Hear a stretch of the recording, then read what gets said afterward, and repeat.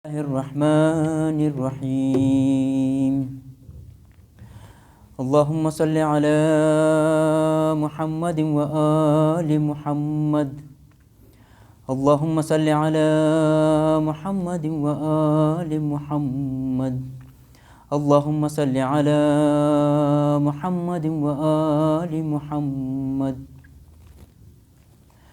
بسم الله الرحمن الرحيم. عن جابر بن عبد الله الأنصاري أنه قال عن فاطمة الزهراء عليها السلام بنت رسول الله صلى الله عليه وآله قال: سمعت فاطمة أنها قالت: دخل علي أبي رسول الله في بعض الأيام فقال: السلام عليك يا فاطمة. فقلت: عليك السلام. قال: إني أجد في بدني ضعفا. فقلت: لا أعوذك بالله يا أبتاه من الضعف. فقال: يا فاطمة ائتيني بالكساء اليماني فغطيني به. فأتيته بالكساء اليماني فغطيته به وصرت أنظر إليه وإذا وجهه يتلى له نورا كأنه البدر في ليلة تمامه وكماله.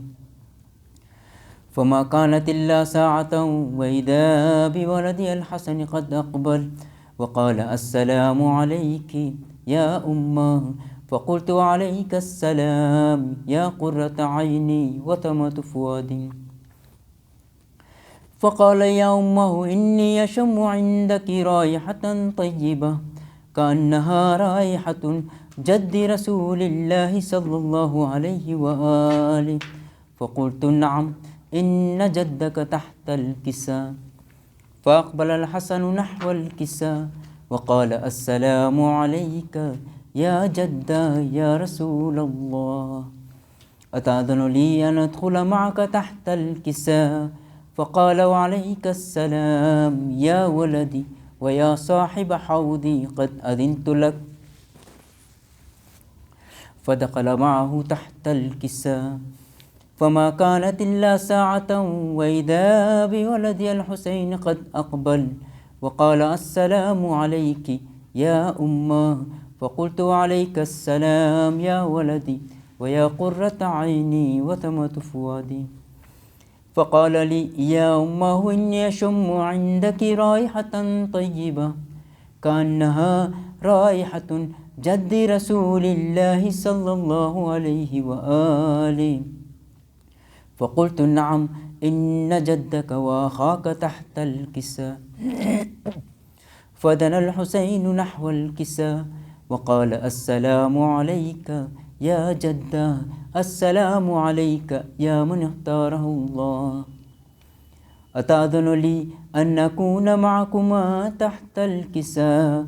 فقال: وعليك السلام يا ولدي ويا شافع أمتي، قد أذنت لك.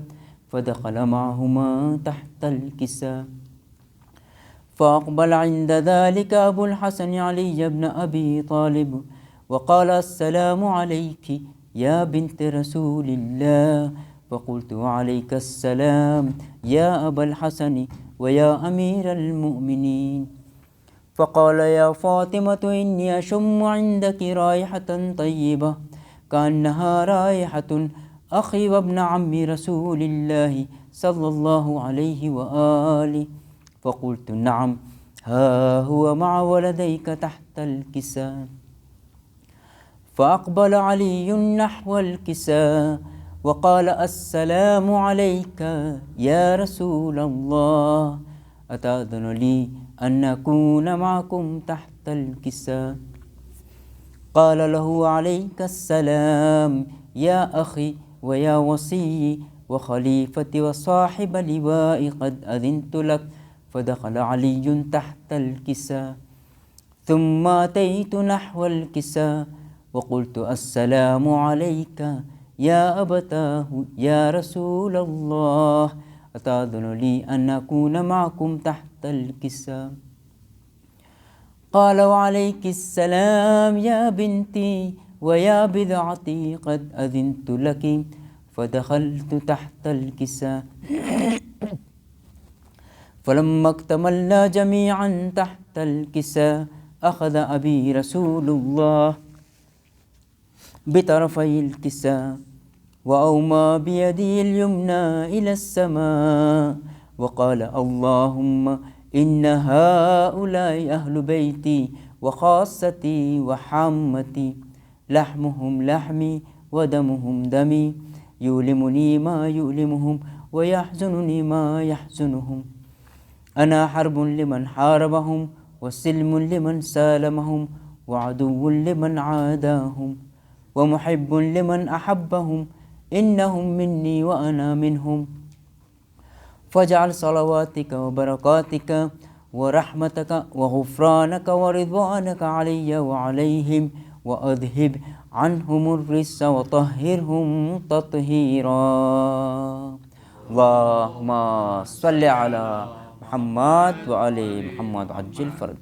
فقال الله عز وجل يا ملائكتي ويا سكان سماواتي إني ما خلقت السماء مبنية ولا أرضا مدحية ولا قمرا منيرا ولا شمسا مضيئة ولا فلكا يدور ولا بحرا يجري ولا فلكا يسري إلا في محبة هؤلاء الخمسة الذين هم تحت الكساء. فقال الأمين جبريل يا ربي ومن تحت الكساء؟ فقال عز وجل هم أهل بيت النبوة ومعدن الرسالة هم فاطمة وأبوها وبعلها وبنوها.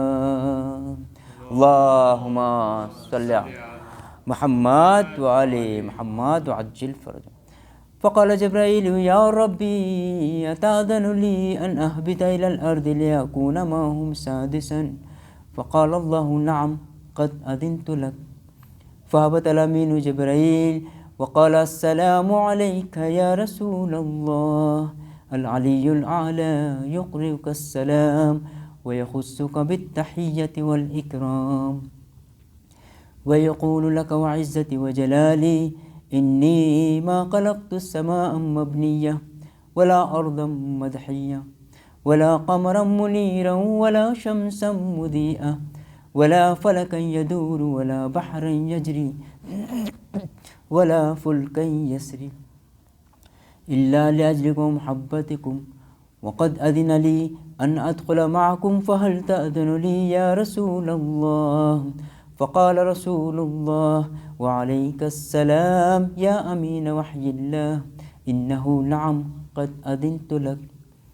فدخل جبريل معنا تحت الكساء فقال لأبي إن الله قد أوحى إليكم يقول إنما يريد الله ليذهب عنكم الرجس أهل البيت ويطهركم تطهيرا.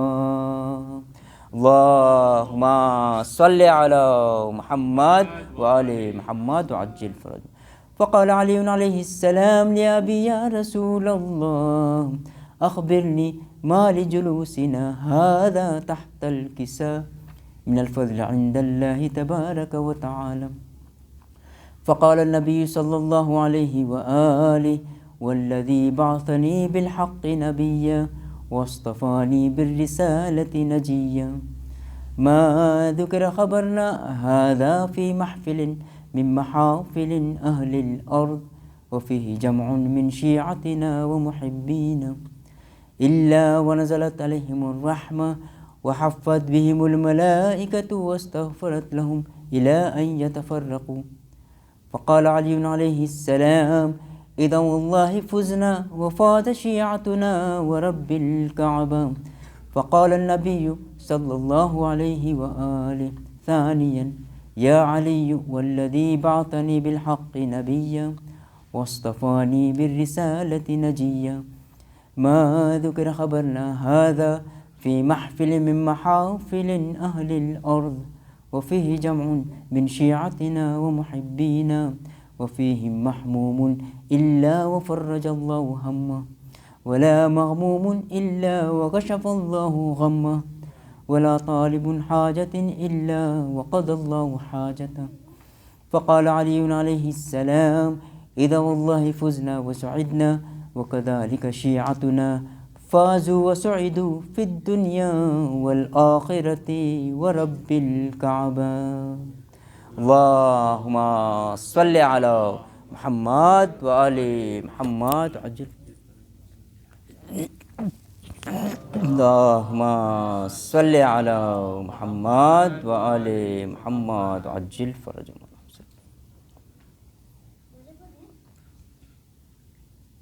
بر محمد وآل محمد صلوات. اللهم صل على محمد. اب مجھے کوئی سکینہ نہیں کہتا بابا،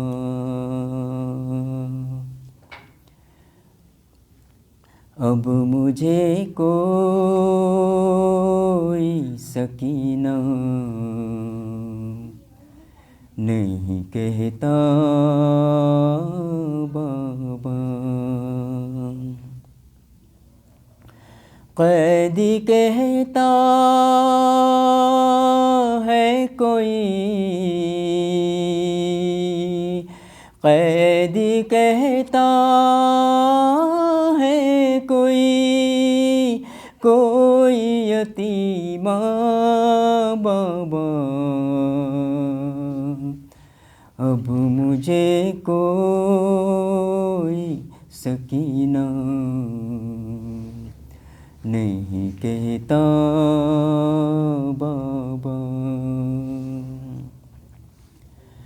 میں بیاں کیسے کروں اپنی مصیبت تم سے،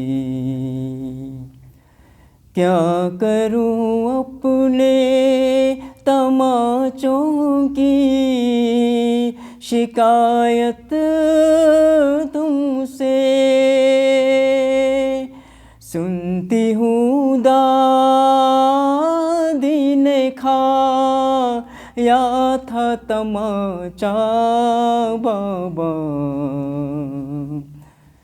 اب مجھے کوئی سکینہ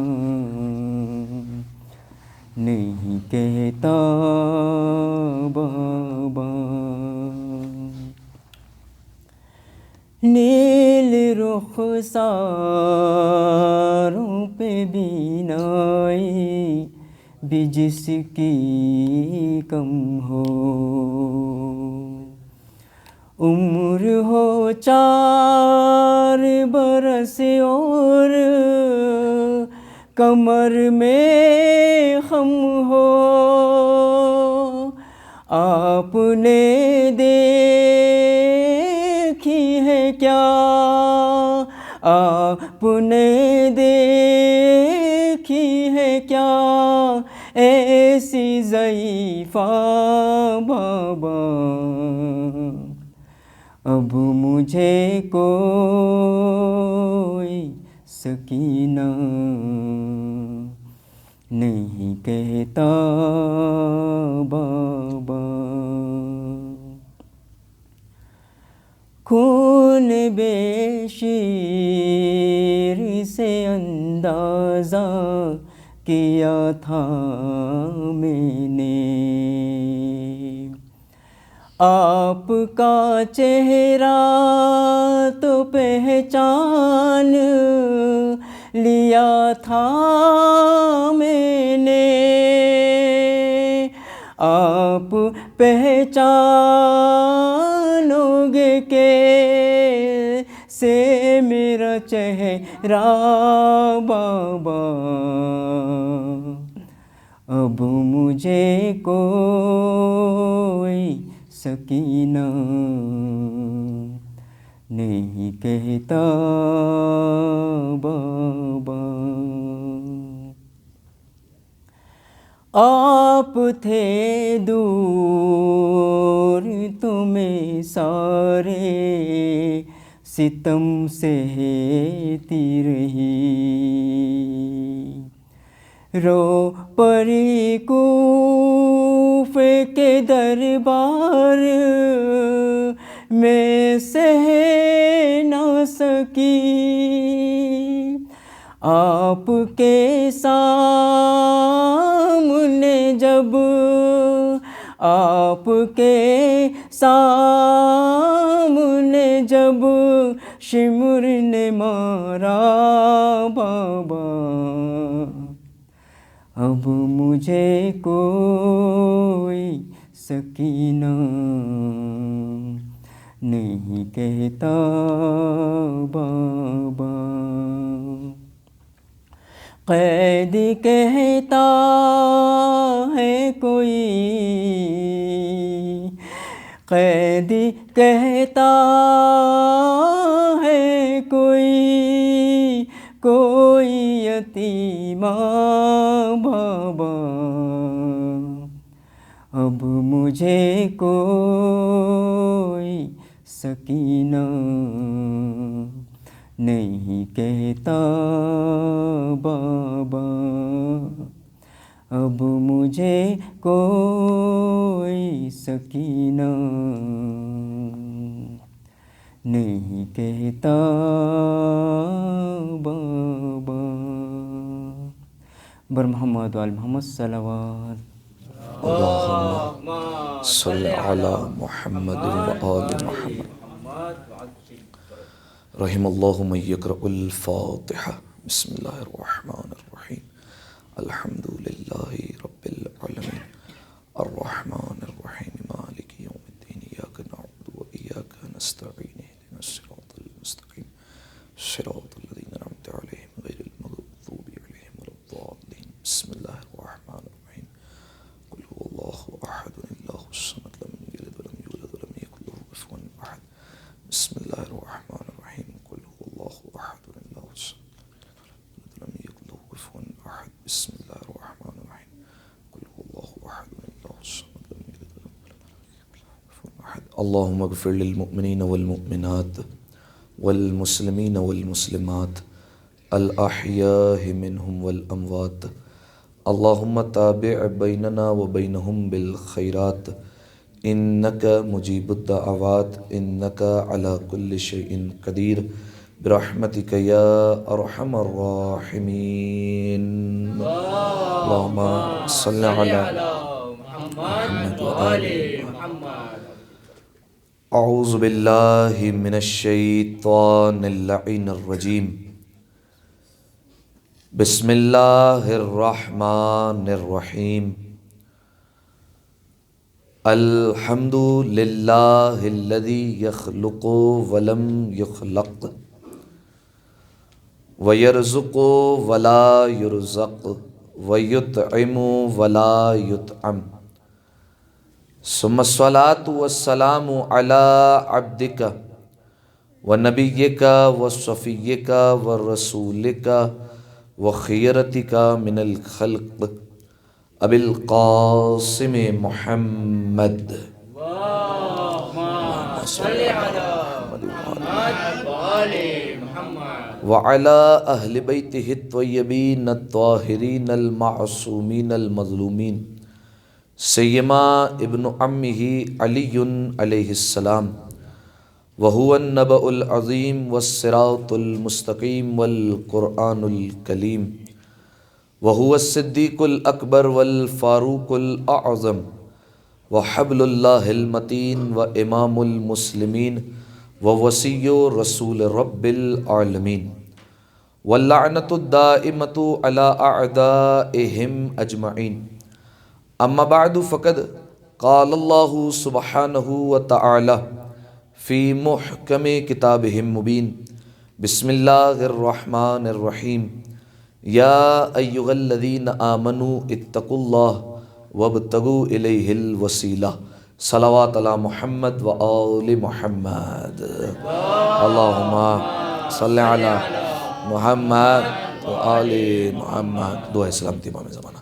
بسم اللہ الرحمن الرحیم، اللہم کل ولیک الحجۃ ابن الحسن، صلواتک علیہ وعلی آبائہ في هذه الساعة وفي كل ساعة وليا وحافظا وقائدا وناصرا ودليلا وعينا حتى تسكنه أرزك طوعا وتمتعه فيها طويلا اللهم صل على محمد محمد. روایت کے جملے ہیں کہ جب پیغمبر اکرم معراج پر تشریف لے گئے تو وہاں پیغمبر اکرم نے ایک فرشتے کو دیکھا کہ جو سب فرشتوں سے منفرد عبادت کر رہا تھا. آپ جانتے ہیں فرشتوں کا کام ہی عبادت کرنا ہے، البتہ ہر ایک کی الگ الگ عبادت ہے. جو عرش اٹھائے ہوئے ہے وہ اس کی وہ عبادت ہے، جو تسبیح کر رہا ہے یہ اس کی عبادت ہے، جو قیام کی حالت میں ہے یہ اس کی عبادت ہے، جو رکوع میں ہے وہ اس کی عبادت ہے. ہر فرشتے کی الگ الگ عبادت ہے. لہٰذا ایک فرشتے کو پیغمبر اکرم نے دیکھا تو فوراً جناب جبرائیل سے سوال کیا ہے، جبرائیل یہ فرشتہ کیسی عبادت کر رہا ہے، اس کی کیفیت کیا ہے؟ کہا یا رسول اللہ یہ فرشتہ معمولی عبادت نہیں کرتا، یہ فرشتہ 20,000 سال کی ایک نماز پڑھتا ہے. یہاں والے سال ہے یا وہاں والے سال ہے اس کا نہیں پتہ، لیکن 20,000 سال کی ایک عبادت ہے، جس میں سے یا رسول اللہ 5,000 سال کا یہ فرشتہ صرف اور صرف قیام کرتا ہے، 5,000 سال کا رکوع کرتا ہے، 5,000 سال کا سجدہ اور 5,000 سال کا تشہد. یہ اس کی 20,000 سال کی عبادت مکمل ہو جاتی ہے. اور اس کے بعد یا رسول اللہ جب عبادت مکمل کر لیتا ہے، نماز ختم ہو جاتی ہے تو اس کا ثواب آپ کی امت کو ہدیہ کر دیتا ہے. اب ہونا کیا چاہیے تھا؟ پیغمبر اکرم کہتے کہ بہت شکریہ اس فرشتے کا کہ یہ ہماری امت کو ثواب ہدیہ کر رہا ہے، کیونکہ ہماری امت اگر پوری زندگی بھی عبادت کرے تو اتنے سال نہیں بنیں گے جتنے سال کی یہ عبادت کر رہا ہے، اور اتنا عظیم ثواب ہماری امت کو ہدیہ کر دیتا ہے. ہونا یہ چاہیے تھا، لیکن پیغمبر اکرم نے یہ نہیں کہا. پیغمبر اکرم نے سوال بدل دیا اور کہا کہ جبرائیل تم کیا سمجھتے ہو، یہ فرشتہ جو میری امت کو ثواب ہدیہ کرتا ہے تو کیا میری امت اس ثواب کی محتاج ہے؟ کیا میری امت کو اس ثواب کی ضرورت ہے؟ تو جناب جبرائیل نے کہا یا رسول اللہ کیا مطلب؟ کہا ہے جبرائیل اگر میرے ماننے والے ایک جگہ پر بیٹھ جائیں اور جمع ہو جائیں اور محمد و آل محمد پر ایک مرتبہ درود بھیج دیں تو اللہ اس سے زیادہ ثواب عطا کر دیا کرتا ہے. اللہم صلی علی محمد آل جزاکم اللہ. سامعین محترم، عزیزان گرامی قدر، شہدائے کربلا اور امام حسین علیہ السلام کے 10ویں کے اعتبار سے اس مجلس اعزا کا انعقاد کیا گیا ہے. آپ تمام مؤمنین کی خدمت میں اولاً تعزیت اور تسلیت پیش کرتا ہوں، اور بالخصوص زمانے کے امام کی خدمت میں تعزیت اور تسلیت پیش کرنے کے لیے ایک دفعہ پھر مل کر بآواز بلند صلوات عطیہ کر دیں. اللہم صلی علی محمد جزاکم اللہ. سامعین محترم، آج کی اس بابرکت اور روحانی مجلس اعزا کے لیے جس آیہ مجیدہ کو آپ کی خدمت میں بطور سرنامہ کلام کے پیش کیا، اس کا تعلق سورہ مبارکہ مائدہ سے ہے. آیت کا نشان 35 ہے. اس آیت میں پروردگار عالم عقیدہ توسل کو سمجھا رہا ہے. ہمارا ایک عقیدہ ہے وسیلے کا عقیدہ، توسل کا عقیدہ، اس عقیدے کو سمجھا رہا ہے. اس سے پہلے کہ باقاعدہ طور پر اس آیت پر گفتگو کروں، تمہیداً ایک دو جملے سن لیجئے تاکہ بات واضح ہو جائے. یہ جو میں نے کہا عقیدہ توسل کو سمجھایا جا رہا ہے، یاد رکھیے گا دین اسلام کے 2 ستون ہیں. دین اسلام کی جو پوری عمارت ہے یہ 2 ستون پر، 2 پلرز پر کھڑی ہوئی ہے. 2 چیزیں پروردگار عالم نے مطالبہ کی ہم سے، مانگی. وہ کون کون سی؟ ایک ستون کا نام ہے عقیدہ، ایک ستون کا نام ہے عمل. صحیح ہے، 2 چیزیں. ایک ہوتا ہے عقیدہ. عقیدہ کسے کہتے ہیں؟ ہم پروردگار عالم کے وجود کے قائل ہیں کہ اللہ ہے. ہم پروردگار عالم کو ایک مانتے ہیں، یہ ہمارا عقیدہ ہے. ہم رسول اللہ کو آخری رسول مانتے ہیں، یہ ہمارا عقیدہ ہے. ہم انبیاء کو معصوم مانتے ہیں، یہ ہمارا عقیدہ ہے. امیر المومنین کی ولایت کے قائل ہیں، 12 امام مانتے ہیں. اسی طریقے سے ہمارے کئی عقائد ہیں جس پر ہم ایمان رکھتے ہیں، اسے کہتے ہیں عقیدہ. اور ایک ہے عمل، نماز، روزہ، حج، زکوٰۃ، خمس، خیرات، صدقات، امر بالمعروف، نہی عن المنکر، جہاد، یہ سارے کے سارے اعمال ہیں. تو دین اسلام کی جو عمارت ہے وہ 2 ستونوں پر کھڑی ہوئی ہے. ایک ہے عقیدہ، ایک ہے عمل. دونوں کی اہمیت اسلام میں بہت زیادہ ہے. پروردگار عالم نے دونوں چیزوں کو ہم سے طلب کیا ہے. ہم سے عقیدے کو بھی مانگا ہے اور ہم سے عمل کو بھی مانگا ہے. دونوں چیزیں پروردگار عالم نے ہم سے طلب کی ہے. لیکن یاد رکھیے گا کہ عقیدے کی اہمیت ہمیشہ زیادہ ہوا کرتی ہے، عقیدے کی اہمیت عمل سے زیادہ ہے۔ کیوں؟ وجہ بیان کرتا ہوں آپ کے سامنے۔ دیکھیے، عمل ہوتا ہے انسان کی بلندی درجات کے لیے، انسان کے درجات کو بلند کر دیتا ہے، عمل کا یہ کام ہے۔ بالفرض قیامت کے میدان میں میزان لگایا جائے گا، اعمال نامے کے لیے ترازو لگایا جائے گا، تو جب ترازو لگے گا تو اس پر اچھے اور برے اعمال تولے جائیں گے، اور جب اچھے اعمال تولے جائیں گے تو جس کے اچھے اعمال ہوں گے، جس کے زیادہ اچھے اعمال ہوئے اس کا اتنا درجہ بلند ہو جائے گا، جنت میں اس کو اتنا بڑا مقام دے دیا جائے گا عمل کے اعتبار سے، ٹھیک ہے؟ تو عمل کس لیے ہوتا ہے؟ عمل ہوتا ہے درجات کی بلندی کے لیے، انسان کے مقام اور مرتبے کو بڑھا دیا کرتا ہے، یہ عمل کا کام ہے۔ لیکن عقیدے کی منزل اس سے آگے ہے۔ عقیدہ کس لیے ہوتا ہے؟ عقیدہ وہ ہوتا ہے جو اعمال کو خود قبول کرواتا ہے، یعنی اگر عقیدہ نہ ہو تو انسان کے اعمال ہی قبول نہیں ہوں گے۔ میں ایک مثال دے دیتا ہوں تاکہ بات سب تک پہنچ جائے۔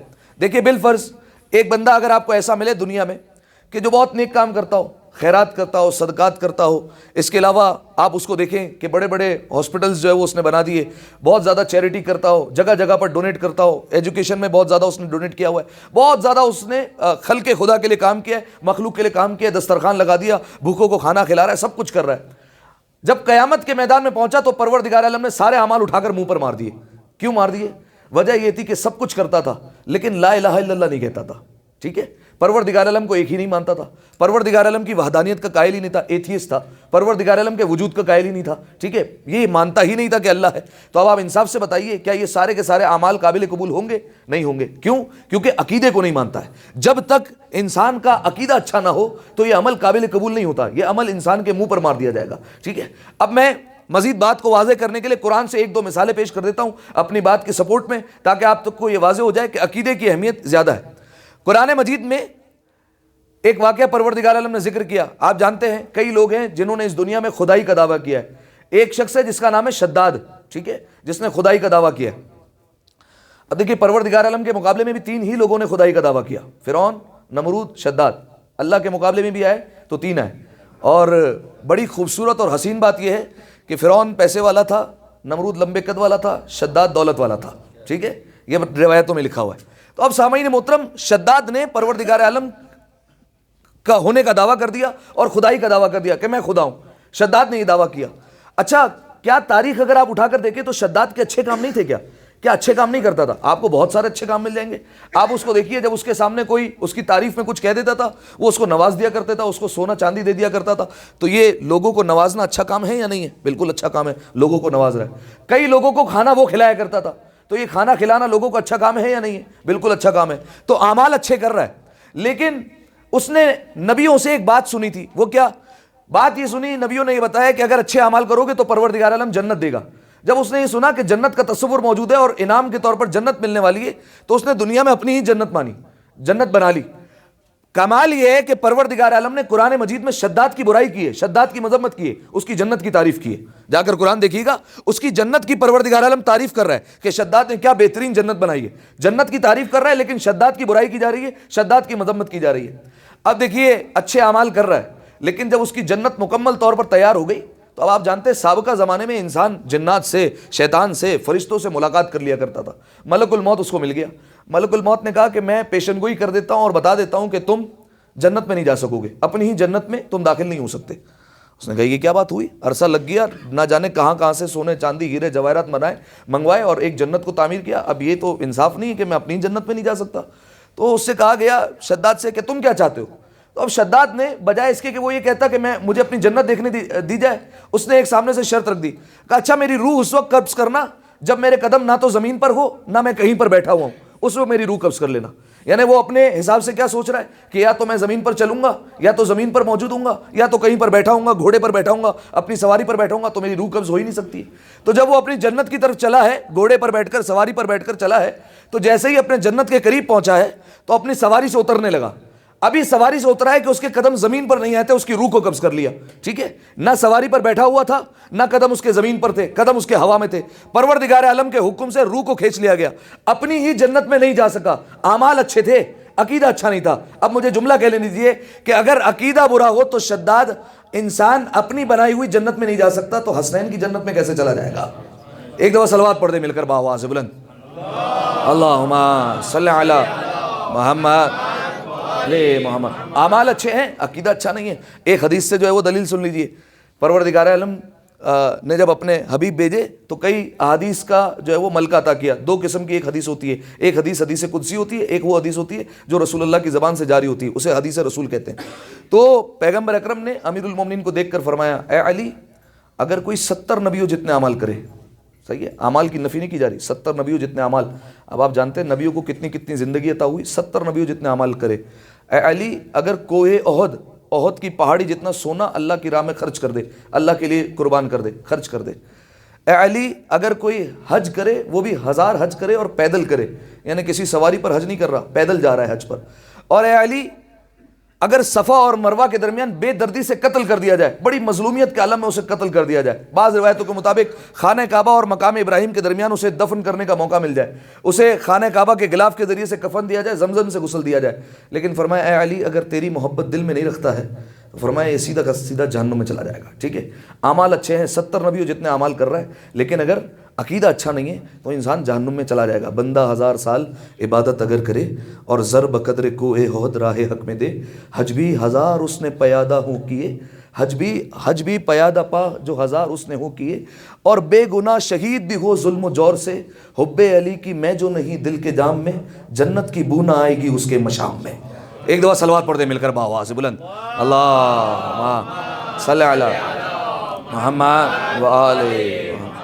تو یہ بات آپ تک واضح ہو گئی کہ دین اسلام کے 2 ستون ہیں, ایک کا نام ہے عقیدہ, ایک کا نام ہے عمل. پروردگار عالم نے طلب دونوں کیے ہیں, مانگے دونوں ہیں, لیکن یاد رکھیے گا دین اسلام میں اہمیت زیادہ عقیدے کی ہے. ٹھیک ہے, عقیدے کی جتنی اہمیت ہے اتنی اہمیت عمل کی نہیں ہے, کیونکہ اگر انسان لاکھ عمل کا ٹوکرا لے کر پروردگار عالم کی بارگاہ میں پہنچ جائے, عقیدہ اگر اچھا نہ ہو تو یہ سارے کے سارے اعمال منہ پر مار دیے جائیں گے. ٹھیک ہے, اب انہی عقائد میں سے ہمارا ایک عقیدہ ہے, وہ ہے وسیلے کا عقیدہ. ٹھیک ہے, کہ ہم اگر پروردگار عالم سے دعا مانگتے ہیں تو وسیلے کے ذریعے سے مانگتے ہیں. اب دیکھیے اس کی اہمیت اتنی زیادہ ہے کہ یہ وسیلے کا عقیدہ یہ جائز عقیدہ نہیں ہے, واجب عقیدہ ہے. توجہ چاہ رہا ہوں میں آپ کی خوب. دیکھیے ایک ہوتا ہے جائز, ایک ہوتا ہے واجب. جائز میں انسان کو آپشن مل جاتا ہے, کرے یا نہ کرے. ٹھیک ہے, میں کہوں یہ کام جائز ہے, آپ کی مرضی, چاہے کرے یا نہ کرے, آپ کے پاس آپشن ہے. ایک ہوتا ہے واجب, واجب میں آپشن نہیں ہوتا, آپ کو لازمی کرنا ہوتا ہے, اس کام کو لازمی اپنانا ہوتا ہے. ٹھیک ہے, اب میں نے کیا کہا, وسیلے کا عقیدہ یہ جائز عقیدہ نہیں ہے, یہ واجب عقیدہ ہے. انسان کے پاس آپشن نہیں ہے کہ اہل بیت کا وسیلہ دے یا نہ دے, آپشن نہیں دیا پروردگار عالم نے.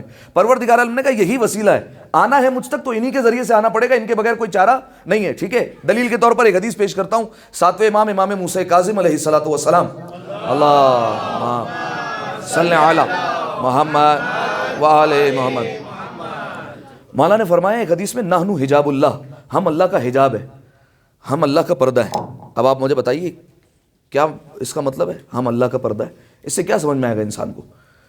ٹھیک ہے, اگر علماء تشریح نہ کرے اور مفسرین اگر اس میں نہ بتائیں تو ہمیں سمجھ میں نہ آئے. کہا نحن حجاب اللہ, ہم اللہ کا پردہ ہے.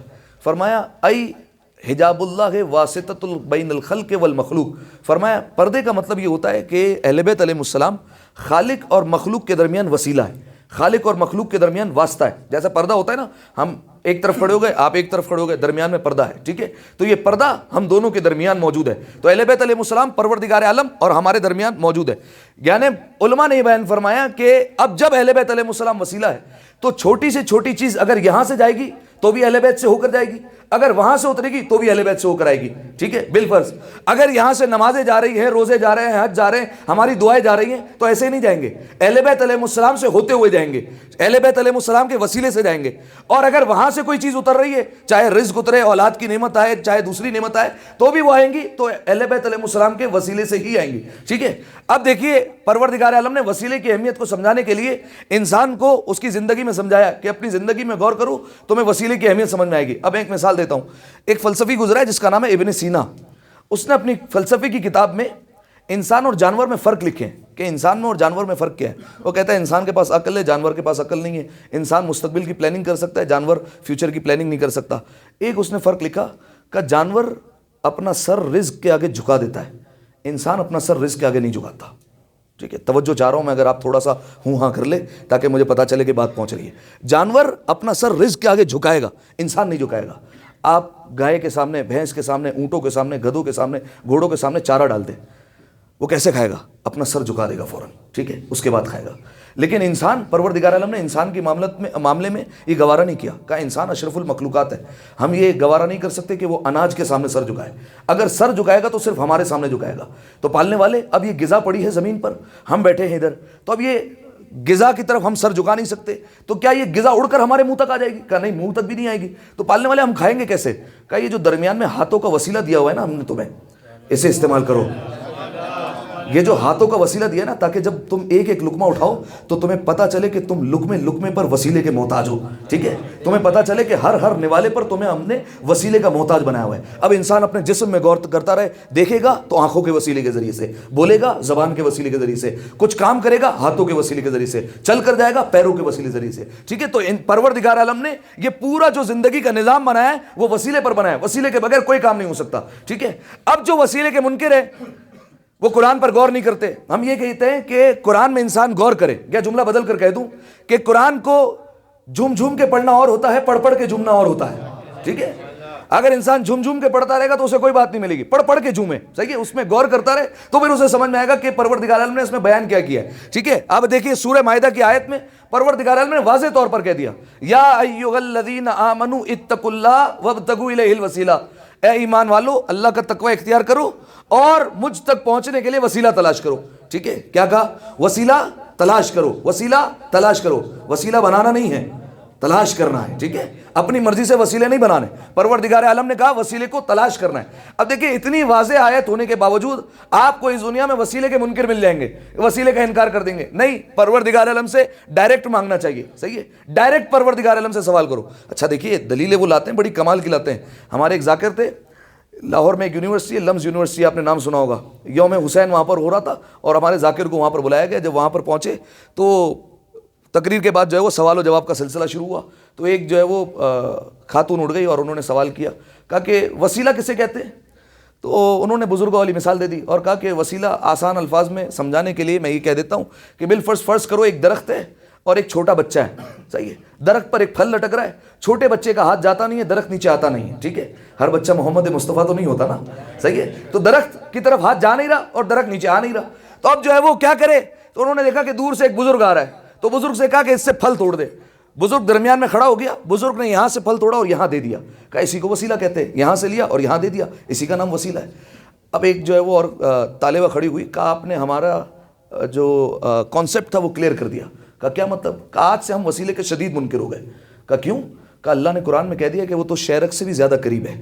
آپ نے اپنی مثال میں کیا بتایا کہ وسیلہ وہاں پر ہوتا ہے جہاں پر فاصلہ ہو، ٹھیک ہے، درخت اور بچے کے درمیان فاصلہ تھا، وہاں پر کام ہے نا۔ اللہ تو قرآن میں کہہ رہا ہے میں تو شیرک سے زیادہ قریب ہوں۔ جب وہ شیرک سے زیادہ قریب ہو گیا تو ہمیں وسیلے کی کیا ضرورت ہے؟ براہ راست پروردگار عالم سے مانگ لیں۔ اب دیکھیے چاہیں تو علمی جواب بہت سارے دیے جا سکتے ہیں، آیتیں پڑھ لیں، حدیثیں پڑھ لیں، بہت سارے جوابات دے دیے جائیں گے، لیکن وہ ذاکر خود کہتے ہیں، کہا کہ جب اس نے اس طریقے سے سوال کیا تو میں نے فوراً جناب سیدہ سے توسل کیا، اور چونکہ اہل بیت علیہ السلام کا فرمان ہے، وہ فرمان کیا ہے کہ اگر کہیں تم مشکل میں پھنس جاؤ تو اپنے ہونٹوں کو ہلاؤ، یہ شفتین ہے نا، ان کو حرکت دو۔ فرمایا جب تم ان کو حرکت دو گے نا اور کسی مشکل سوال میں پھنس جاؤ گے، کہا تو زبان تمہاری ہوگی، الفاظ ہمارے ہوں گے، صحیح ہے، زبان تمہاری حرکت ہوگی کرے گی لیکن اس پر الفاظ ہمارے دیے ہوئے ہوں گے۔ تو جیسے ہی اس نے سوال کیا کہ وسیلے کی تو ضرورت نہیں ہے، وسیلہ وہاں ہوتا ہے جہاں پر فاصلہ ہوتا ہے، یہ پروردگار عالم تو ہماری شیرک سے بھی زیادہ قریب ہے، تو اب یہاں پر وسیلے کی کیا ضرورت ہے؟ انہوں نے بڑا خوبصورت جواب دیا اور نغزی جواب دیا، جسے کہتے ہیں منہ توڑ جواب۔ کہا اچھا بی بی اگر وسیلے کی ضرورت نہیں ہے اور اللہ شیرک سے بھی زیادہ قریب ہے تو اللہ کو کہنا جب تمہاری موت کا وقت قریب آئے تو ملک الموت کو نہ بھیجے، یہیں سے گلا گھونٹ کر تمہارا مار دے، ٹھیک ہے، یہیں سے گلا گھونٹ کر تمہارا مار دے۔ تو اب یہ سامعین محترم جتنے وسیلے کے منکر ملیں گے آپ کو ان کی کتابوں میں ملے گا کہ جبرائیل علیہ السلام وسیلہ ہے وحی لانے کے لیے۔ پروردگار عالم براہ راست بھی بات کر سکتا ہے نا، لیکن براہ راست بات نہیں کر رہا، جبرائیل کو بھیج رہا ہے۔ جتنے وسیلے کے منکر ہیں ان کی کتابوں میں آپ کو ملے گا کہ رزق میکائیل بانٹ رہے ہیں، جتنے وسیلے کے منکر ہیں ان کی کتابوں میں ملے گا کہ سور اسرافیل پھونکیں گے، جتنے وسیلے کے منکر ہیں ان کی کتابوں میں آپ کو ملے گا کہ روح کون قبض کرتا ہے؟ اسرائیل روح قبض کرتا ہے۔ اب آپ غور کیجئے کتنا یہ بد دیانتی ہے اور کتنی ناانصافی ہے کہ ماننے پر آتے ہیں تو فرشتوں کے وسیلے کو مان لیتے ہیں، اور فرشتے جن کے در پر نوکری کرتے ہیں، کبھی درزی بن کر، کبھی اسیر بن کر، کبھی یتیم بن کر وہاں پر آتے ہیں، ان کے وسیلے کو نہیں مان رہے۔ ایک دفعہ صلوات پڑھیں مل کر بآواز بلند، اللہم صلی علی محمد وآل محمد۔ غور کیجئے، خوب توجہ چاہ رہا ہوں آپ کی۔ پروردگار عالم نے سورہ مائدہ آیت نمبر 35 میں ایمان والوں کو مخاطب کیا، یا ایھا الذین آمنوا، اے ایمان والو، بات تمام انسانوں سے نہیں ہو رہی، بات تمام مسلمانوں سے نہیں ہو رہی، ایمان والوں سے ہو رہی ہے۔ مفسرین کے مطابق جب ایمان والوں کہا جائے اس کا مطلب ہے علی کی ولایت پر باقی رہنے والوں، تم سے بات کر رہا ہوں میں۔ یا ایھا الذین آمنوا، اے ایمان والو، اتقوا اللہ، اللہ کا تقوی اختیار کرو، اللہ سے ڈرو، وابتغوا الیہ الوسیلہ، اور دیکھو ہماری بارگاہ میں پہنچنے کے لیے وسیلے کو تلاش کرو۔ اب آپ کھنگالیے اہل سنت کی کتابیں، اور جو وسیلے کے منکر ہیں ان کی کتابوں میں آپ کو ملے گا وسیلے سے مراد کیا ہے۔ وہ کہتے ہیں 3 قول ہیں۔ ایک گروہ یہ کہتا ہے کہ وسیلے سے مراد ہے ایمان، عقیدہ، یعنی جس نے کلمہ پڑھ لیا نا اب وہ اللہ سے خود بخود قریب ہو گیا، اب اس کو کسی وسیلے کی ضرورت نہیں، یہ ایمان ہی وسیلہ ہے جس کی طرف پروردگار عالم نے اشارہ کیا تھا، اب وہ اللہ سے قریب ہو گیا، ایک گروہ۔ دوسرا گروہ کہتا ہے نہیں، عمل صالح، اچھے کام، جیسے جیسے انسان نیک کام کرتا جائے گا نا اللہ کے قریب ہو جائے گا، پھر اسے وسیلے کی ضرورت نہیں ہے، یہی وسیلہ ہے عمل صالح۔ اور تیسرے گروہ نے کہا کہ وسیلے سے مراد ہے نماز، ٹھیک ہے، نماز پڑھے گا تو اللہ سے قریب ہو گیا، اب کیا ضرورت ہے وسیلے کی۔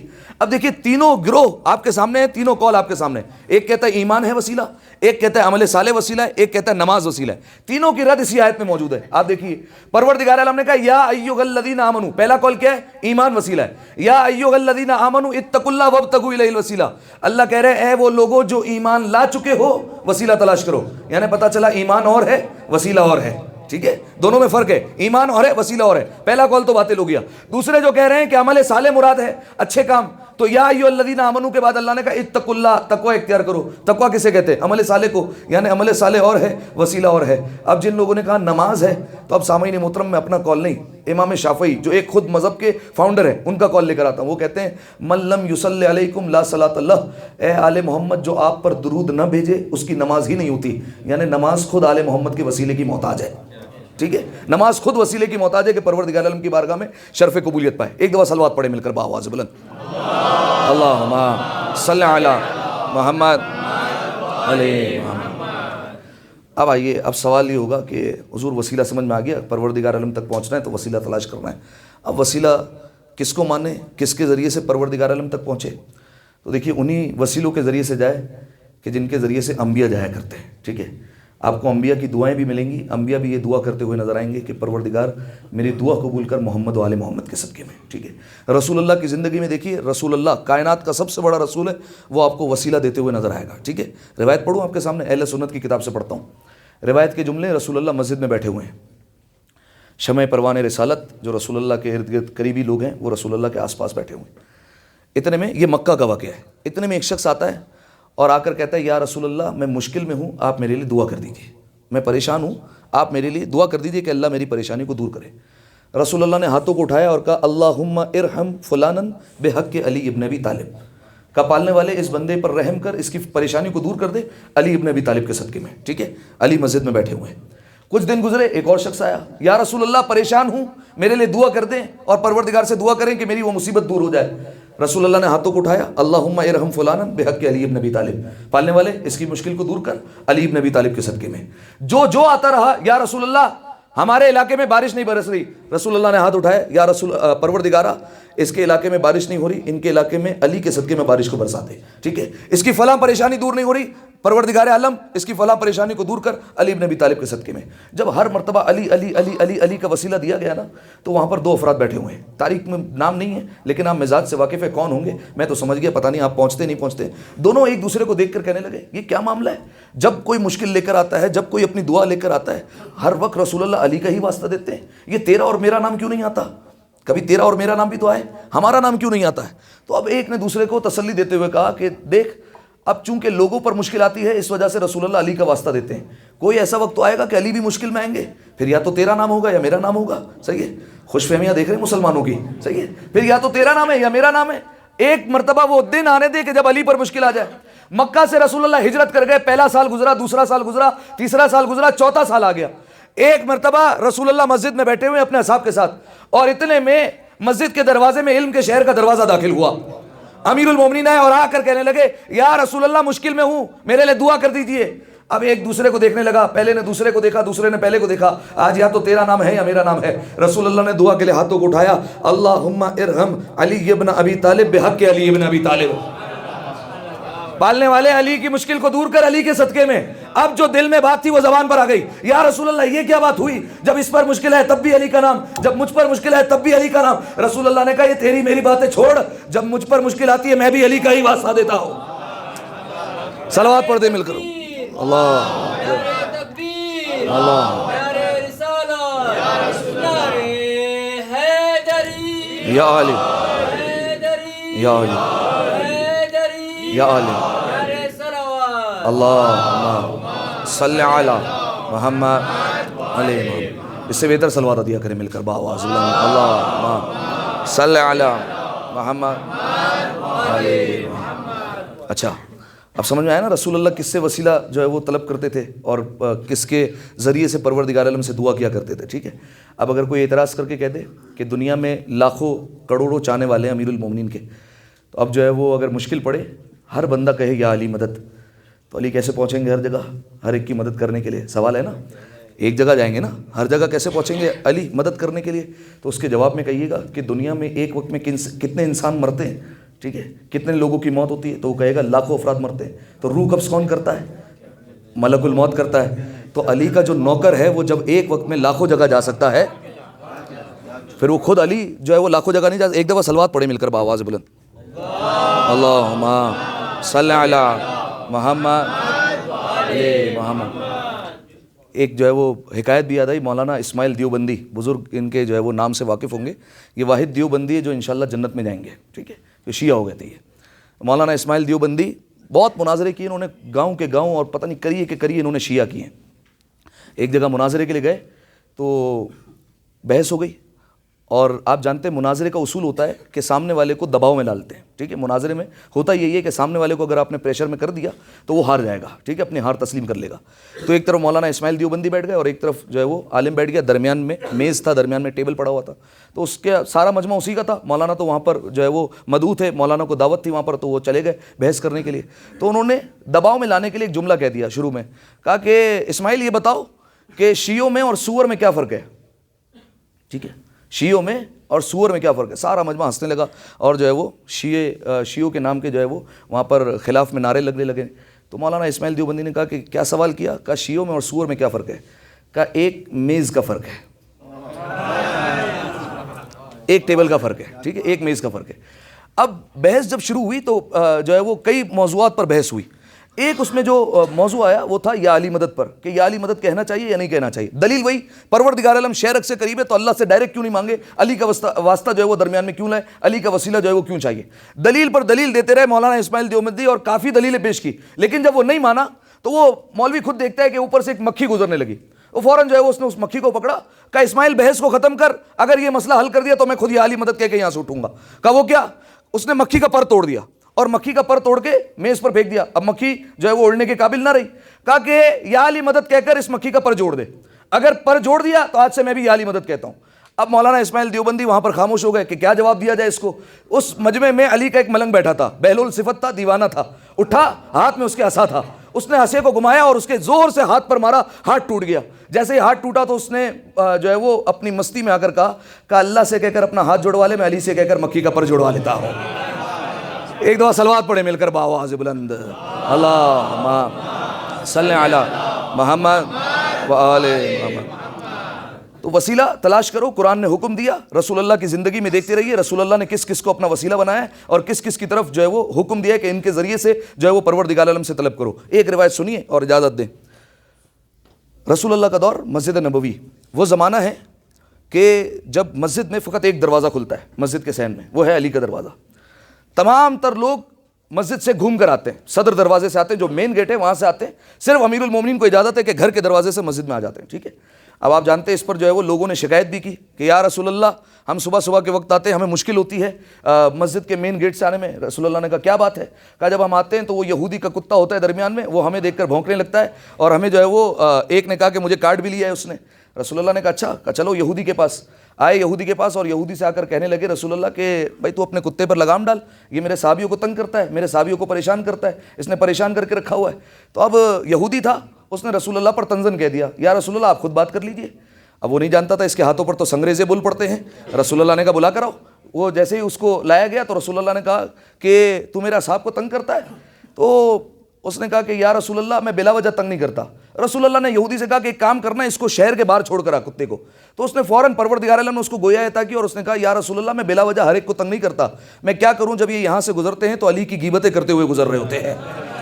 علی کی برائی کرتے ہوئے گزرتے تو میں نے ایک کو کاٹ لیا, ٹھیک ہے. اب وہ کون تھا بعد میں نام پوچھ لیجئے گا مجھ سے جس کو کاٹا تھا. لہذا سامعین محترم, مسجد میں ایک کا دروازہ کھلتا تھا, وہ تھا امیر المومنین کا دروازہ. جابر بن عبداللہ انصاری وہ روایت کرتے ہیں, وہ کہتے ہیں کہ ہم مسجد میں نماز عصر پڑھ کر فارغ ہوئے, رسول اللہ کی خدمت میں بیٹھے ہوئے تھے اور سارے اصحاب بیٹھے ہوئے ہیں. طریقہ کار تھا کہ رسول اللہ بیٹھ جاتے تھے, سوال جواب ہوتے رہتے تھے, رسول اللہ جواب دیتے تھے. جابر بن عبداللہ انصاری کہتے ہیں کہ اچانک سے ہم نے دیکھا مسجد میں ایک شخص داخل ہوا. ایک شیخ تھا, عرب کا مہاجر تھا. جب وہ داخل ہوا تو ہم نے دیکھا اس میں چلنے کی سکت نہیں ہے, یعنی وہ چلتا ہے تو لڑکھڑا کر چل رہا ہے. اس کا لباس پھٹا پرانا ہے بالکل, اس کے لباس میں جگہ جگہ جو ہے وہ پیوند لگے ہوئے ہیں اور کئی جگہ سے لباس پھٹا ہوا ہے, اور بھوک اور پیاس کی وجہ سے اس کی زبان باہر لٹک آئی ہے. رسول اللہ کے پاس آیا اور آ کر رسول اللہ سے کہتا ہے یا رسول اللہ آپ مجھے کچھ عطا کر دیں. انا جائع القبد فقسنی, انا جائع القبد فطعمنی, یا رسول اللہ بھوکا ہوں کھانا کھلا دیں. وعاری الجسد فقسنی, یا رسول اللہ بے لباس ہوں ایک لباس عطا کر دیں. وفقیر ارشنی, یا رسول اللہ فقیر بھی ہوں ذرا غنی کر دیں. رسول اللہ نے کہا ما اجد لک شیئا, میرے پاس کوئی چیز نہیں دینے کے لیے کہ میں تجھے عطا کر سکوں. اب دیکھیے کائنات کا رسول اگر کبھی منع کرے نا, اس میں رسول اللہ کی نعوذ باللہ کوئی توہین نہیں ہے, بلکہ کسی اور کی عظمت بتانا مقصود ہوتی ہے. لہذا رسول اللہ نے منع کر دیا, ما اجد لک شیئا, کچھ نہیں ہے.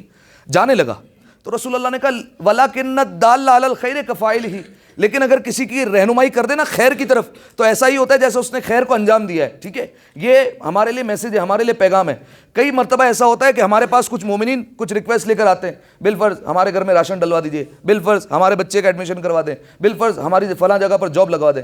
کئی مرتبہ ایسا ہوتا ہے ہم کچھ نہیں کر سکتے, لیکن ہمارے ایک فون کال سے وہ کام ہو سکتا ہے. ٹھیک ہے, رسول اللہ نے کہا یہ اگر وسیلہ بن جاؤ گے نا نیکی کی طرف رہنمائی کرنے والا ایسا ہی ہے جیسے اس نے نیکی کو خود انجام دیا ہے. ٹھیک ہے, جیسے اس نے خود جو ہے وہ انجام دیا, اور بڑی کمال عبادت ہو جائے گی اگر اس مومن کے دل میں خوشی آ گئی, کیونکہ حدیث کے جملے افضل العبادت بعد الصلاۃ ادخال السرور فی قلب المؤمن, نماز کے بعد جو سب سے افضل عبادت ہے وہ کیا ہے, مومن کے دل میں خوشی ڈال دینا, وہ کسی طریقے سے خوش ہو جائے. اگر خوش ہو گیا نماز کے بعد سب سے افضل عبادت ہے. رسول اللہ نے کہا دیکھ خیر کی طرف رہنمائی کرنے والا خیر کے انجام دینے والا ہی ہوتا ہے. میں تیری رہنمائی کر دیتا ہوں, انطلق الی حجرت فاطمہ, جا فاطمہ کے دروازے پر چلے جا, مل جائے گا کچھ نہ کچھ. اب جیسے ہی رسول اللہ نے کہا تو اس نے مسجد کو دیکھنا شروع کیا کہ مسجد میں تو اتنے سارے دروازے, کہاں پر جاؤں, کس دروازے پر جاؤں. تو رسول اللہ نے جناب بلال کو کہا بلال اسے فاطمہ کے حجرے پہ لے کر جاؤ اور فاطمہ کے دروازے پر لے کر جاؤ. جناب بلال نے ہاتھ پکڑا اور اس فقیر کو سہارا دیتے ہوئے لے کر آئے جناب سیدہ کے دروازے پر. جناب سیدہ تو ہونے سے پہلے جاننے والی ہے نا, جیسے ہی دروازے پر دستک ہوئی تو فوراً جناب سیدہ نے اندر سے آواز دے کر کہا کہو بلال کیسے آنا ہوا, کیوں آئے ہو. کہا کہ بی بی ایک فقیر ہے ساتھ آیا ہے, فریاد لے کر آیا ہے. جناب سیدہ نے کہا کہو. کہا کہ بی بی 3 مطالبات آپ کے بابا کے پاس لے کر آیا تھا, آپ سے بھی 3 مطالبات ہیں. وہ 3 مطالبات یہ ہیں کہ بھوکا ہوں مجھے کھانا دے دیں, بے لباس ہوں لباس عطا کر دیں, فقیر ہوں غنی کر دیجئے کچھ پیسے دے دیجئے. تو جناب سیدہ نے اپنے گھر میں تلاش کرنا شروع کیا. جناب سیدہ نے ڈھونڈنا شروع کیا, تلاش کرتی رہی. جناب سیدہ کی نگاہ گئی امام حسن اور امام حسین پر. یہ وہ وقت تھا کہ امام حسن اور امام حسین علیہ السلام بیمار تھے اور بھوک کی شدت کی وجہ سے بیماری کے عالم میں تھے. 3 دن سے جناب سیدہ کے گھر میں فاقہ تھا. جناب سیدہ نے دیکھا امام حسن اور امام حسین ایک بچھونے پر سو رہے ہیں. اب میں آپ کو بتاؤں, روایتوں سے دیکھ کر بتا رہا ہوں, یہ بچھونا عام بچھونا نہیں تھا. یہ بچھونا وہ تھا کہ اسی بچھونے پر امام حسن اور امام حسین آرام کرتے تھے. اسی بچھونے پر اہل بیت علیہ السلام کے گھر میں جو سواریاں ہوتی تھی وہ کھانا بھی کھایا کرتی تھی اسی بچھونے پر. ٹھیک ہے, انہیں جب آرام کر لیا جاتا تھا تو یہ جو ہے وہ بچھونا باہر بچھا دیا جاتا تھا, سواری آتی تھی اور وہ جو ہے وہ کھانا کھاتی رہتی تھی. جو بھی ذوالجناح تھا یا رسول اللہ کے گھوڑے کا نام اس وقت جو ہے وہ عقاب تھا, وہ آ کر جو ہے وہ اس پر چارہ کھایا کرتا تھا. ٹھیک ہے, کائنات کے مالک ہیں یہ افراد. ٹھیک ہے, علی کو کیا مجبوری تھی کہ علی جو ہے وہ یہودی کے باغ میں کام کرے. جناب سیدہ کو کیا ضرورت تھی کہ وہ 3 دن تک بھوکی رہیں. امام حسن اور امام حسین ایسے بچھونے پر سوئیں. ان کو کوئی ضرورت تھی, کسی چیز کی ضرورت ہے نہیں, فقط اور فقط ہمیں سمجھانے کے لیے اور یہ بتانے کے لیے دیکھو ہم بھی ایسے زندگی گزار سکتے ہیں. اس عالم میں انہوں نے پروردگار عالم کی رضا میں راضی رہتے ہوئے اس طریقے سے زندگی گزار دی. جناب سیدہ نے وہ بچھونا اٹھایا اور وہ بچھونا لے کر آئی اور اس فقیر کو دے دیا. کہا اس کو لے, تیری حاجت پوری ہو جائے گی. اس نے سامنے سے سوال کر دیا, بی بی میں نے آپ سے کھانا مانگا ہے, میں نے آپ سے پیسے مانگے ہیں, میں نے آپ سے لباس مانگا ہے, آپ مجھے بچھونا دے رہی ہیں, اس بچھونے سے کیا ہوگا میرا. جب یہ اعتراض کیا نا تو بی بی نے وہ بچھونا واپس لے لیا. میں کہتا ہوں یہاں پر کم ظرف تھا جو اس نے بچھونا واپس کر دیا. چاہتا تو اس بچھونے کو لے کر سلیمان کی طرح ہوا میں اڑ سکتا تھا. ٹھیک ہے, یہ سلیمان کے قالین سے اور سلیمان کے تخت سے افضل بچھونا تھا جس پر حسنین آرام کیا کرتے. ٹھیک ہے, چاہتا تو کئی کمالات اس سے دکھا سکتا تھا, لیکن اس نے واپس کر دیا. جناب سیدہ گھر میں گئی اور گھر میں جا کر تلاش کرنے لگی, لیکن کچھ نہیں ملا. بی بی کی نگاہ گئی آخر میں اپنے گلے پر جس میں موجود تھا ایک گلوبند, یہ گلوبند کس نے دیا تھا بی بی کو؟ شہزادی کو دیا تھا جناب حمزہ کی بہن نے، جناب صفیہ نے، انہوں نے دیا تھا. یہ بی بی نے گلوبند اتارا، بہت عزیز تھا یہ بی بی کو. بی بی نے جتنے فقیر بھی آئے مانگنے کے لیے، جس نے جو تحفہ مانگا، بی بی نے یہ گلوبند اب تک کسی کو نہیں دیا تھا، لیکن بی بی نے پروردگار عالم کی راہ میں اس ہار کو دے دیا اور گلوبند کو دے دیا.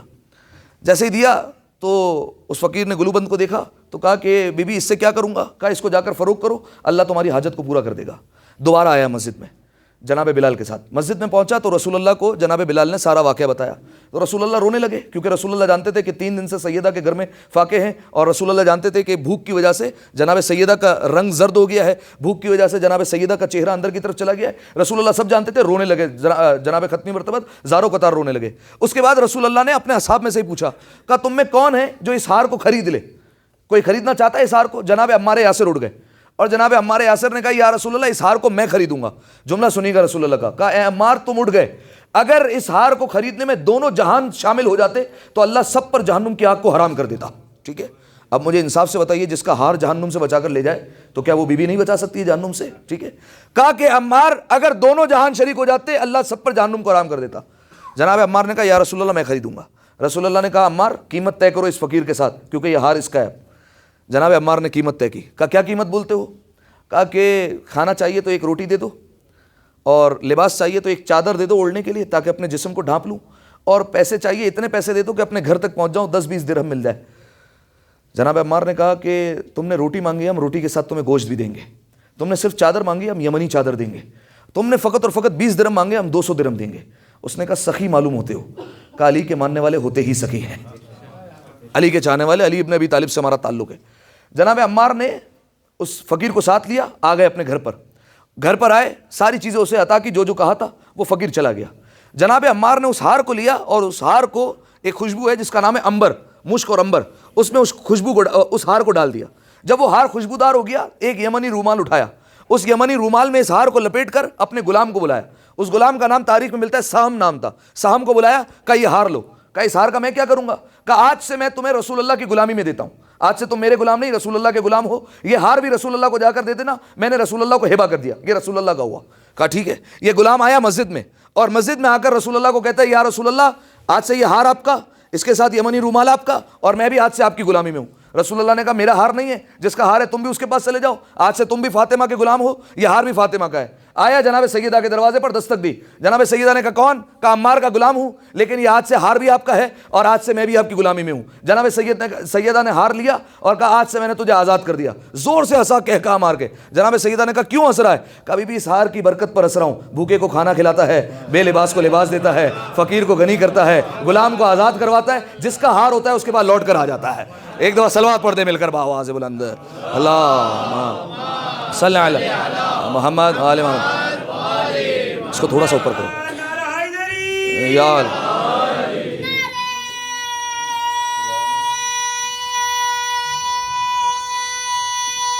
تھوڑا سا اوپر کر دینا اس کو یا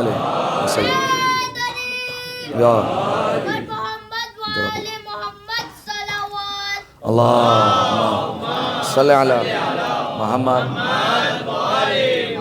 تو وسیلہ بنائیے ان ہستیوں کو جن کو پروردگار عالم کی طرف سے رسول اللہ نے وسیلہ قرار دیا ہے. ٹھیک ہے. اچھا اب سامعین محترم دیکھیے، میں نے کہا اہل بیت علیہ السلام کا وسیلہ پروردگار عالم کی بارگاہ میں دیا جائے، لیکن یاد رکھیے گا ان وسیلوں میں بھی، یعنی ایسے سمجھ لیجیے سارے وسیلے ستارے کی مانند ہیں، ان وسیلوں میں جو ایک چمکتا ہوا چاند ہے وہ جناب سیدہ کا وسیلہ ہے. ٹھیک ہے. جیسا یہ وسیلہ ہے ویسا کوئی وسیلہ نہیں. ٹھیک ہے. بڑا بڑا گنہگار اگر ائمہ علیہ السلام کی بارگاہ میں آیا نا، چاہے دشمن اہل بیت کی کیوں نہ ہو، لیکن اس نے اگر آ کر جناب سیدہ کا واسطہ دیا ہے، تاریخ کے جملے ہیں، انہیں معاف کر دیا گیا اور انہیں چھوڑ دیا گیا. ٹھیک ہے. یہ روایت کے جملے جانتے ہیں. بس ایک روایت سنیے، اسی سے آپ کی آنکھیں تر ہو جائیں گی اور منزل مصائب پر آ جائیں گے. ایک فیملی آئی ایران میں ایک مجتہد کے پاس، شیعہ ہو گئی. ایام فاطمیہ میں غالباً اس حکایت کو عرض کیا تھا میں نے. شیعہ ہو گئی، وہ جرمنی کی رہنے والی فیملی تھی. تو انہوں نے جب آیت اللہ سے آ کر کہا کہ ہم شیعہ ہو گئے تو انہوں نے پوچھا کہ شیعہ کیوں ہو گئے تم؟ تو اس نے پوری کہانی بتائی اور پورا قصہ بتایا. کہا دراصل ہماری فیملی میں 3 لوگ ہیں، میں ہوں، میری زوجہ ہے اور میری بیٹی ہے. کہا ہم لوگ کا گزر ہو رہا تھا ہائی وے سے، ہم آ رہے تھے، سفر کر رہے تھے، گاڑی میں تھے اپنی. کہا ہماری گاڑی کا ایکسیڈنٹ ہو گیا. کہ خدا کا شکر تھا کہ مجھے اور میری زوجہ کو کچھ نہیں ہوا، لیکن اس سفر میں ہماری بیٹی کی پسلیاں ٹوٹ گئیں، اس سفر میں ہماری بچی کی پسلیاں ٹوٹ گئیں، زخمی ہو گئی۔ کہا کہ پروردگار عالم نے ہمیں بہت کچھ عطا کیا تھا، کہ ہم دنیا کے ہر طبیب کے پاس گئے اور ہر دروازے پر گئے کہ کسی طریقے سے ہماری بچی کو شفا مل جائے۔ کہا لیکن ہر طبیب یہی کہہ کر واپس کر دیا کرتا تھا ہمیں کہ دیکھو ہڈیاں تو جڑ جاتی ہیں، پسلیاں نہیں جڑا کرتی ہیں۔ ہڈیوں کا جڑنا آسان ہے، پسلیاں نہیں جڑا کرتی ہیں۔ ہر طبیب ہمیں یہی کہتا تھا۔ کہ ہم ہر جگہ سے مایوس آ جاتے تھے۔ کہ ہمارے برابر میں ایک سیدانی رہتی تھی، کہ وہ سیدانی تھی چونکہ سید زادی تھی، اس لیے ہم سب احترام میں اس کو بی بی کہا کرتے تھے۔ کہا کہ ایک دن شام میں وہ ہمیں مل گئی، تو انہوں نے پوچھا کہ اب آپ کی بیٹی کیسی ہے؟ تو میں نے کہا کہ بڑی تکلیف میں ہماری بیٹی بستر پر رہتی ہے۔ کہا اچھا میں شام کو آپ کی بیٹی سے ملاقات کرنے کے لیے آؤں گی۔ کہا ٹھیک ہے۔ شام کا وقت ہوا، یہ بی بی آ گئی، یہ سیدانی آ گئی بیٹی سے ملاقات کرنے کے لیے۔ دیکھا کہ بچی بستر پر لیٹی ہوئی ہے۔ کہا بچی سے کہ تمہاری طبیعت کیسی ہے؟ کہا مجھے بہت درد ہوتا ہے۔ کہا کیسا درد؟ کہا جب سانس لیتی ہوں مجھے بڑا درد ہوتا ہے، بڑی تکلیف ہوتی ہے جب میں سانس لیتی ہوں۔ کہا اگر کوئی مجھے کہے کہ دنیا بھر کی دولت دے دو اور پسلیوں کا علاج کروا لو تو میں دنیا بھر کی دولت قربان کر دوں گی اپنے بابا سے کہہ کر، لیکن میں اپنی پسلیوں کو ٹھیک کروا لوں گی، مجھے بہت درد ہوتا ہے۔ تو اس نے کہا اچھا کوئی طبیب علاج نہیں کر سکتا؟ کہا نہیں۔ کہا میں ایک طبیب کو جانتی ہوں جو تمہارا علاج کر سکتی ہے۔ کہا وہ کہاں رہتی ہے؟ کہا وہ تو مدینہ میں رہتی ہے۔ کہا اچھا ہم اتنا دور کیسے جائیں گے؟ کہا نہیں ان کے پاس جانا نہیں ہوتا، بس انہیں دل سے پکارنا ہوتا ہے، اگر دل سے پکار لیا نا تو وہ آ جاتی ہے اور مدد کر دیتی ہے۔ کہا کیا نام ہے؟ کہا وہ ہمارے رسول کی بیٹی ہے، نام فاطمہ ہے اس کا۔ کہا انہیں کیسے بلایا جائے؟ کہا بس کہتے رہو یا سیدتی یا مولاتی یا فاطمہ تو ابسینی، اے میری آقا زادی، اے فاطمہ آپ میری مدد کر دیجئے، بس یہ کہتی رہو، وہ تمہاری یقیناً ضرور مدد کرے گی۔ اس سیدانی نے یہ اس کو علاج بتایا، وہ خود آئی آسمان کی طرف ہاتھ جوڑ کر کہتی ہے بی بی عزت کی لاج رکھ لینا، تیرا وسیلہ بتا کر آ گئی ہوں، اب عزت کا رکھنا نہ رکھنا آپ کے ہاتھوں میں ہے۔ بس وہ بی بی کہتی ہے ابھی میں آسمان کی طرف دیکھ کر رو رہی تھی، اچانک سے حجرے سے ایک شور اٹھا۔ کہا میں دوبارہ دوڑ کر گئی، دیکھا بچی شفایاب ہو گئی ہے، بچی کو شفا مل گئی ہے۔ میں نے بچی سے پوچھا کیسے شفا مل گئی ہے؟ کہا جب آپ گئے تو میں اپنے ماں باپ کے ساتھ مل کر بی بی فاطمہ کو پکار رہی تھی، اچانک سے ایک بی بی آ گئی۔ کہا اس بی بی کا نام کیا تھا؟ کہا مجھے نام نہیں پتا، لیکن اس کی علامت یہ تھی کہ اس کا ہاتھ ایک پہلو پر تھا، اس کا ایک ہاتھ اس کی پسلیوں پر موجود تھا۔ اس نے فوراً پوچھا کیا بات ہے؟ کہا میری پسلیوں میں بڑا درد ہے۔ اس بی بی نے جانتے کیا جملہ کہا؟ کہا ہاں مجھے پتا ہے، جب پسلیاں ٹوٹ جاتی ہے بڑا درد ہوتا ہے، مجھے پتا ہے، لیکن میں کہتی ہوں اٹھو اپنے مقام سے۔ کہا میں اٹھ نہیں سکتی، میری پسلیاں ٹوٹی ہوئی ہے۔ کہا میں رسول کی بیٹی فاطمہ ہو کر حکم دیتی ہوں اپنے مقام سے اٹھو۔ کہا میں جیسے انہوں نے حکم دیا میں اپنے مقام سے اٹھنا شروع ہوئی، میری ساری پسلیاں ٹھیک ہو گئی، مجھے شفا مل گئی۔ میں ہاتھوں کو جوڑ کر کہوں گا بی بی آپ نے اسے تو شفا دلوا دی، اللہ جانے رسول اللہ کے بعد 75 دن تک آپ کیسے سانس لیتی رہی، جب آپ سانس لیتی رہی ہوں گی آپ کو درد ہوتا رہا ہوگا۔ اجرکم اللہ اجرکم اللہ زہرا۔ بس عزاداروں جیسے فاطمہ کی پسلیاں ٹوٹی ویسے کربلا میں حسین کی پسلیوں کو بھی توڑ دیا گیا، ویسے حسین کا بھی لاشا پامال کر دیا گیا۔ جانتے ہیں عزاداروں آج 10واں ہے نا امام حسین کا، آپ سمجھتے ہیں 10ویں کا مطلب کیا ہوتا ہے؟ کیا مطلب ہے 10واں ہے امام حسین کا؟ جانتے ہیں 10ویں کا مطلب ہے کہ حسین کے لاشے کو پامال ہوئے 10 دن ہو گئے۔ اجرکم اللہ اجرکم اللہ زہرا، رونے میں تھکیں گے نہیں، گریے کو آزاد کیجیے گا۔ آپ جانتے ہیں 10ویں کا کیا مطلب ہے؟ 10ویں کا مطلب ہے کہ عباس کے بازو کٹے ہوئے 10 دن ہو گئے ہیں۔ 10ویں کا مطلب ہے کہ علی اکبر کے کلیجے میں 10 دن ہو گئے برچی لگ گئی ہے۔ ایک اور جملہ کہوں، 10ویں کا مطلب ہے کہ 10 دن سے سکینہ کو تماچے لگ رہے ہیں۔ اجرکم اللہ اجرکم اللہ زہرا، 10ویں کا مطلب ہے 10 دن سے سکینہ کو تماچے لگ رہے ہیں، 10 دن سے زینب کے سر پر چادر نہیں ہے۔ اجرکم اللہ، 10 دن سے زینب کی پیشانی سے خون جاری ہے۔ جانتے ہیں نا یہ خون کیسے جاری ہوا؟ جانتے ہیں جب جناب مختار نے خولی کو گرفتار کیا تھا نا تو خولی سے پوچھا کربلا میں تیرے کیا جرم تھے؟ اس نے بہت سارے جرم بتائے، لیکن اس نے کہا امیر میں نے کربلا میں 2 چیزیں لوٹی تھی، 2 چیزوں کو چھینا تھا۔ کہا تو نے کربلا میں کیا لوٹا تھا؟ کہا امیر نہ پوچھ۔ جناب مختار نے تلوار کے دستے پر ہاتھ رکھا، کہا بتا کربلا میں تو نے کیا لوٹا تھا؟ کہا امیر شام غریبہ تھی، کہا میں نے دیکھا ہر چیز کو لوٹا جا چکا ہے، عابد بیمار کا بستر لوٹ چکا ہے، ساری بیویوں کے سروں سے چادریں چھن چکی ہے۔ کہا میں نے دیکھا ایک بی بی ہے جس کے سر پر چادر موجود ہے، کسی میں جرت نہیں ہے اس بی بی کے قریب جائے۔ کہتا ہے میں آگے بڑھا، میں نے زینب کی چادر پر ہاتھ ڈالا، ہاتھ کا ڈالنا تھا، جناب زینب نے کہا خولی تو جانتا نہیں ہے میں عباس کی بہن ہوں، علی کی بیٹی ہوں۔ خولی نے کہا اب عباس کہاں رہے ہیں؟ اب مدد کے لیے کس کو بلاؤ گی؟ عزادارو جناب زینب کے لیے یہ بڑا سخت مرحلہ تھا، لیکن علی کی بیٹی نے چادر کو تھامے رکھا، جناب زینب نے چادر کو نہیں چھوڑا۔ عزادارو اگلا جملہ کیسے کہوں؟ جناب مختار نے کہا پھر تو نے کیا کیا؟ کولی کہتا ہے جب چادر میرے ہاتھ نہ آئی میں نے زمین کربلا پر دیکھا، مجھے ایک بڑا پتھر نظر آیا، میں نے پتھر کو اٹھایا، جناب زینب کی پیشانی سے خون کا فوارہ جاری ہوا، جناب زینب نے فرات کا رخ کر کے کہا او عباس تو کیا گیا؟ ارے تیری بہن کا پردہ سلامت نہ رہا۔ اجرکم اللہ اجرکم الزہرا۔ شہزادی کوئی غم نہ دے جس سے رونا نہیں آتا، نگاہوں کو جھکا لے، شہزادی سے دو آنسوؤں کی خیرات کو طلب کرے۔ بس عزادارو آپ جانتے ہیں امام صادق نے ابو بصیر سے کہا تھا ابو بصیر کیوں نہیں روتا ہے؟ کہا مولا رو رہا ہوں، رومال گیلا ہے۔ کہا نہیں ابو بصیر جب ہمارے غم میں رویا کر، ایسے رویا کر جیسے ایک بوڑھی ماں جوان کے لاشے پر رویا کرتی ہے، اپنی صداؤں کو آزاد چھوڑیے گا۔ بس عزادارو جانتے جناب مختار نے کہا کھولی دوسری چیز کیا تھی؟ کھولی کہتا ہے امیر جب میں نے چادر کو لوٹ لیا میں نے غور کیا چادر تو اتنی قیمتی نہیں ہے، اس کے مجھے کیا پیسے ملیں گے؟ کھولی کہتا ہے میں زمین کربلا پہ تلاش کرنے لگا، کہتا ہے میری نگاہ گئی ایک 4 سال کی بچی پر، میں نے دیکھا اس بچی کے کان میں 2 چھوٹے چھوٹے گوشوارے تھے، میں بچی کے قریب آیا، میں نے بچی سے کہا لاؤ گوشوارے اتار کر دو، بچی نے کانوں پہ ہاتھ رکھ کر کہا نہیں میرے بابا نے دیے ہیں۔ کھولی کہتا ہے مختار میں نے بچی کے کانوں سے گوشواروں کو کھینچ لیا، کانوں سے خون جاری ہوا، بچی نے مقتل کا رخ کر کے کہا بابا بابا جو گوشوارے دیے تھے بابا بابا وہ ظالم نے اتار لیے۔ اجرکم اللہ اجرکم الزہرا۔ شہزادی کوئی غم نہ دے، بس عزادارو یہ قافلہ چلا ہے کوفہ کے باہر پہنچا ہے۔ جانتے عزادارو جب کوفے کے باہر پہنچا ہے نا بیویوں کو یہاں پر بٹھا دیا گیا، جانتے کیوں؟ عمر سعد کو بڑی جلدی تھی کہ بیویوں کو دربار میں لے جایا جائے، لیکن ابن زیاد کا قاصد آیا اور عجیب وجہ بتائی۔ ابن زیاد نے کہا کہ ابھی قافلے کو روک دیا جائے، کیوں؟ کہا کیونکہ ابھی دربار سجایا جا رہا ہے، ابھی لوگوں کو چھتوں پر بلایا جا رہا ہے تاکہ علی و فاطمہ کی بیٹیوں کا تماشا دیکھ سکے۔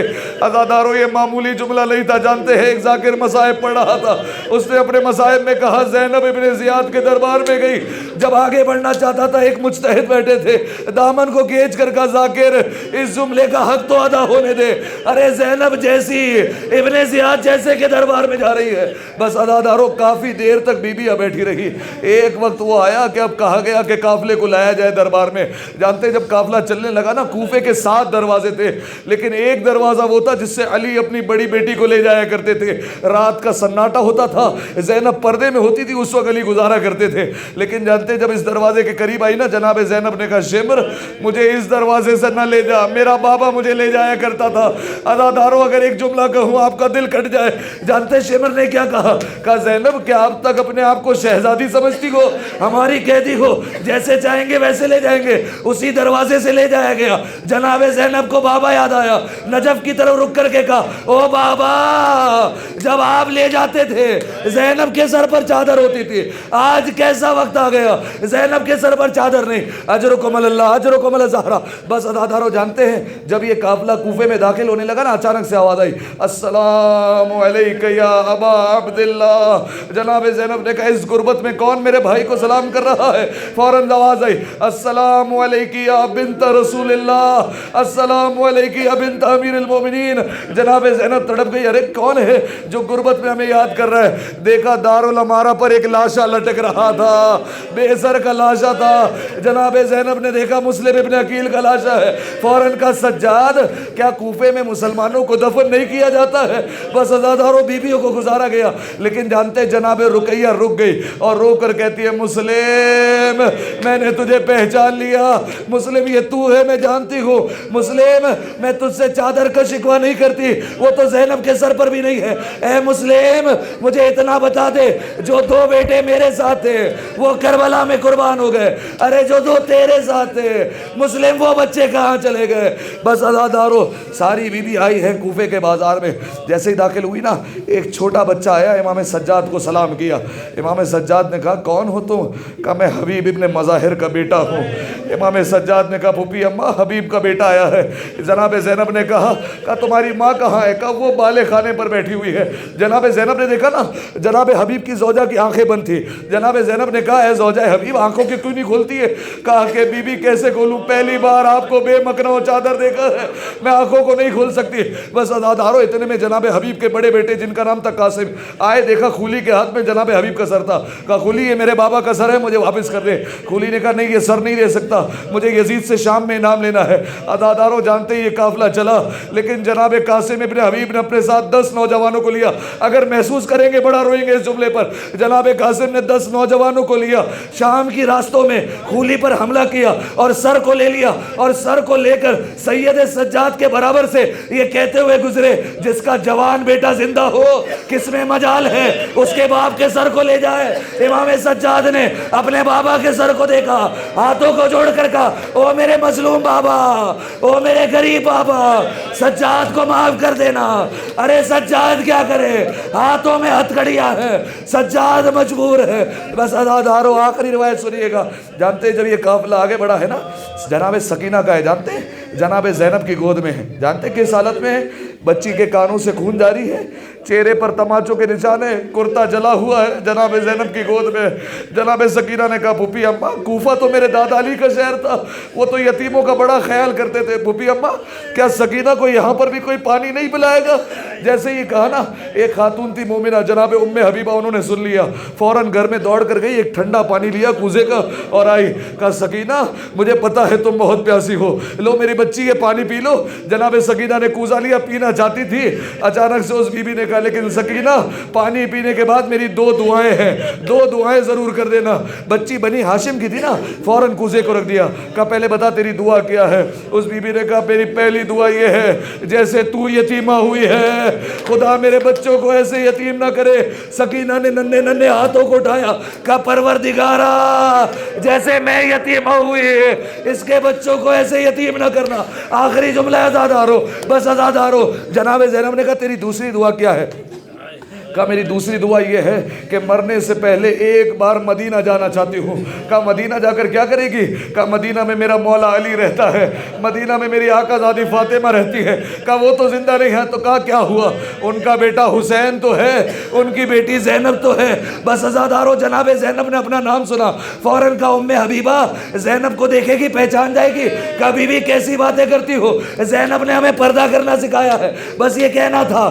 جناب زینب نے چہرے سے بالوں کو ہٹایا، کہا ام حبیبہ میں پہچان، میں تیری آقا زادی زینب۔ جناب ام حبیبہ نے دیکھا، برداشت نہ ہوا، ارے زمین پر بیٹھ گئی اور کہتی جاتی تھی بی بی یہ شرابی کا دربار کہا، یہ شرابی کا بازار کہا، آپ کے ہاتھوں میں رسیاں، بی بی اتنا سب کچھ ہو گیا، مجھے اتنا بتا دے، ارے میرا عباس کہاں چلا؟